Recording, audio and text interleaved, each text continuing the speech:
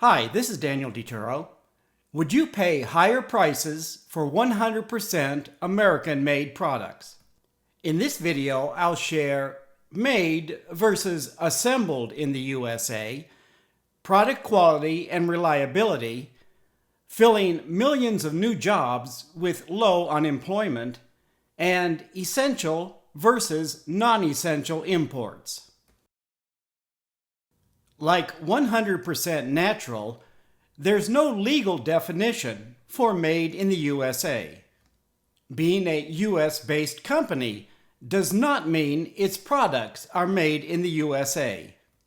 Products by most US companies are imported. According to the Federal Trade Commission's Made in USA labeling rule, all or virtually all of the product is made in the USA. Products like dietary supplements are assembled in U.S. factories using foreign ingredients. This supplement maker emphasizes manufactured in the USA, not USA-grown and processed ingredients. Capsules, ingredients, and bottles are usually imported, and the capsules filled and bottled in a USA facility. Some supplement ingredients must be imported because they're not grown in the USA.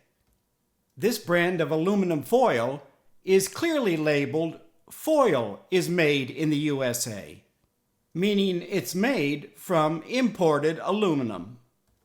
China's aluminum production is about 50 times higher than US production. Many Americans believe made in the USA means higher quality and reliability.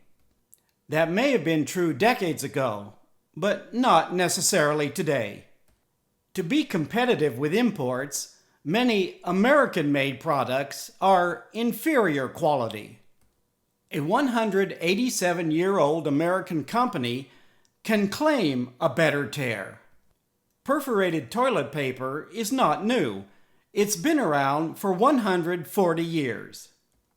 In many cases, Americans pay higher prices for lower quality.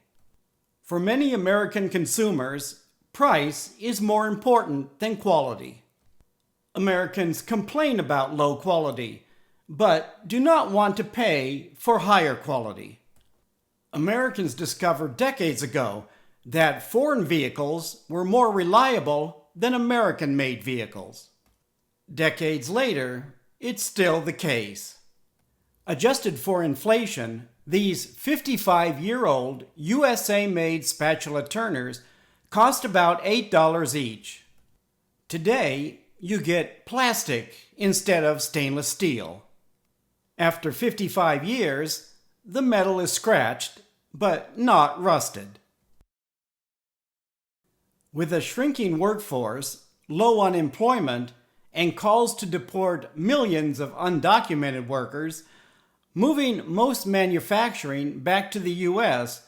would create jobs for robots, not people. How many human workers do you see in this photo? Most new jobs are in the tech and service sectors, not manufacturing. Self-checkout and autonomous floor cleaners eliminate low-skill level jobs. Instead of partisan politics about imports and made in the USA, government should emphasize domestic production of essential products.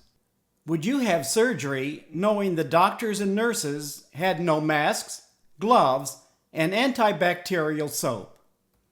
Essential domestic production includes food, energy, medicine, infant formula, medical supplies, and personal protective equipment.